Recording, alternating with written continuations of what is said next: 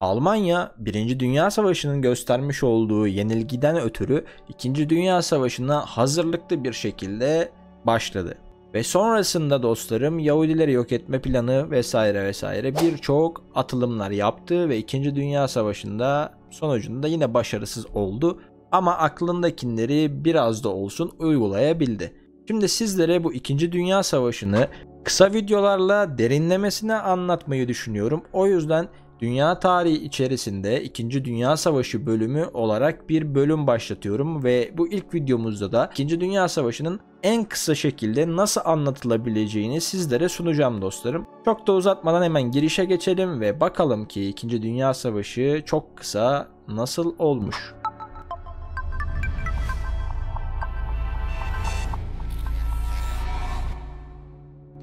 Adolf Hitler 30 Ocak 1933'te Almanya'nın başbakanı oldu. 27 Şubat 1933 akşamı çıkan Reichstag yangını Nazi Almanyası ve faşizme geçişin en önemli adımlarından biriydi. Bir yıl sonra Cumhurbaşkanlığı makamını devreden Hitler, Führer unvanıyla ülkesini ve dünyayı savaşa sürükledi. Milyonlarca insanın ölümüne neden oldu. 30 Nisan 1945'te de intihar etti. Yıldırım Harbi 2. Dünya Savaşı'nda Alman ordusunun temel doktriniydi. Amaçları hızlı ve ani saldırılarla düşmanı yok etmekti. 1 Eylül 1939'da Polonya'yı, Nisan 1940'da birkaç saat içerisinde Danimarka'yı, Mayıs 1940'da Belçika, Hollanda ve Lüksemburg'un ardından Fransa'yı da işgal ettiler. Churchill, savaşın kaderini tayin eden devlet adamlarının başında geliyordu. 10 Mayıs 1940'da başbakan olan Winston Churchill 3 gün sonra yaptığı açıklamada şunları söylüyor dostlarım. Size kan, zahmet, gözyaşı ve terden başka bir şey vaat etmiyorum konuşmasıyla tarihe geçti. Savaş yılları boyunca Britanya'nın lideriydi. 26 Temmuz 1945'te başbakanlığı devretti. Dunkirk, Almanların 1940 ilkbaharında İngiliz ordusunun neredeyse tamamını ve Fransa seçkin birliklerini Manş kıyısında kuşattığı yerdi. Müttefik orduları tarihin en büyük tahliye harekatlarından biri olan Dinamo operasyonunu başlattı. 27 Mayıs ile 4 Haziran arasındaki 9 günde irili ufaklı yüzlerce tekne seferber edilerek 340 bine yakın asker tahliye edildi. Enigma, 2. Dünya Savaşı sırasında Nazi Almanyası tarafından gizli mesajların şifrelenmesi ve yeniden çözülmesi için kullanılan bir makineydi. Arthur Skambers'ın icat ettiği cihaz 1900'lü yıllardan itibaren özel şirketler tarafından kullanılmaya başlanmıştı. Skambers 13 Mayıs 1929'da Berlin'de öldü.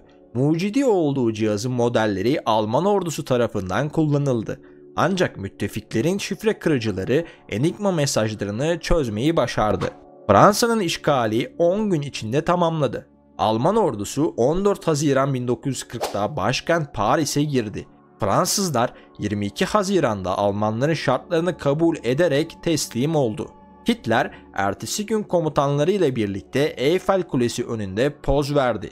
Mareşal Pétain'in başkanlığındaki işbirlikçi faşist Vichy rejimi işgal altındaki Fransa'yı yönetmeye başladı. Guadalcanal, Avustralya'nın kuzeydoğusundaki Solomon Adaları'nın en büyüğüydü. Amerikan ordusuyla Japonlar arasında 7 Ağustos 1942'de başlayan muharebeler 9 Şubat 1943'e kadar devam etti ve Amerikalıların zaferiyle sonuçlandı. Japonların Pasifik Okyanusu'nda güneye doğru ilerleyişi ve Avusturya üzerindeki tehdidi durdurulmuş da oldu. Hiroşima, Enola Gay adlı B-29 Super Forster modeli uçağın 6 Ağustos 1945'te ilk atom bombasını attığı Japon kentiydi. Uçak adını pilotun Paul Timples annesi Enola Gay Timples'tan almıştı. Hiroşima kenti yerle bir oldu. 140 bin sivil hayatını kaybetti. 3 gün sonra ikinci atom bombası Nagasaki kentine de atılmış oldu. Iwo James, Pasifik cephesindeki en çetin muharebelerden birine sahne oldu. Joe Rosenthal'ın Amerikan bayrağının Surubasi tepesine çekilmesi savaşın sembol karelerinden biriydi ve Rosenthal Pulitzer ödülünü kazanmış oldu bu fotoğraf sayesinde. Kamikazeler 2. Dünya Savaşı'nın son döneminde intihar uçuşu yapan Japon pilotlara verilen isimdi. Gönüllü olmaya zorlanan pilotların paraşütlü ve dönüş için yakıtları yoktu. Savaşın son aylarında 34 gemi batırıp 368 gemiyi hasara uğrattılar. Luftwaffe, Alman ordusunun hava kuvvetlerine verilen isimdi. Hitler'in 1933'te yönetimi ele geçirmesinin ardından 1935 yılında resmen kuruldu ve başına Hermann Göring getirildi. İkinci Dünya Savaşı'nın büyük cephelerinde uçaklar önemli bir rol oynadı. Alman pilotlar bunlar arasında başı çekiyordu. Mussolini, İtalyan faşistlerin lideri, 1922'deki meşhur Roma yürüyüşüyle iktidarı ele geçirmişti. Duk olarak adlandırılan Mussolini, 1936 yılında Almanya ile Berlin-Roma mihverini kurdu. İtalya, 10 Haziran 1940'da Almanların yanında 2. Dünya Savaşı'na girdi. Müttefiklerin İtalya çıkarmasının ardından iktidarını kaybetti. 1945'te partizanlar tarafından yakalanarak infaz edildi. Nürnberg duruşmaları 1945 yılı ortalarında Fransa, Sovyetler Birliği, Birleşik Krallık ve Amerika Birleşik Devletleri'nin ortak bir mahkeme kurma kararıyla başladı. 20 Kasım 1945 ile 1 Ekim 1946 tarihleri arasında Nazi Almanyası'nın hayatta kalan önemli liderlerinden 21'i Nürnberg'de yargılandı. Overlord harekatı, müttefiklerin Alman işgali altındaki Batı Avrupa'yı kurtarmak için Normandiya'da başlattıkları bir operasyonun adıydı. 6 Haziran 1944 günü Normandiya çıkarması ile başladı. Ağustos ayına gelindiğinde 4 yıldır işgal altında olan Paris kurtarılmıştı.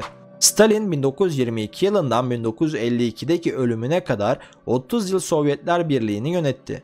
1939'da Nazi Almanyası ile Sovyetlerin Polonya'yı işgal etmesiyle sonuçlanan saldırmazlık anlaşması imzaladı.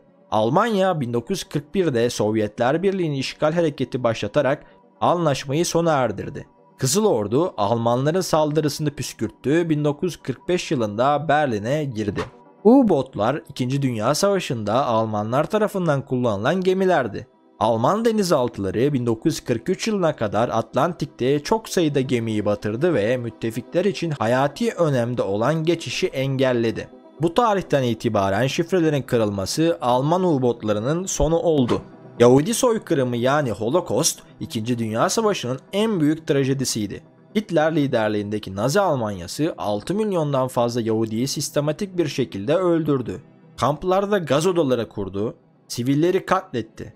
Polonya'daki bir toplanma kampı 27 Ocak 1945'te Kızıl Ordu tarafından Nazilerin elinden kurtarıldı.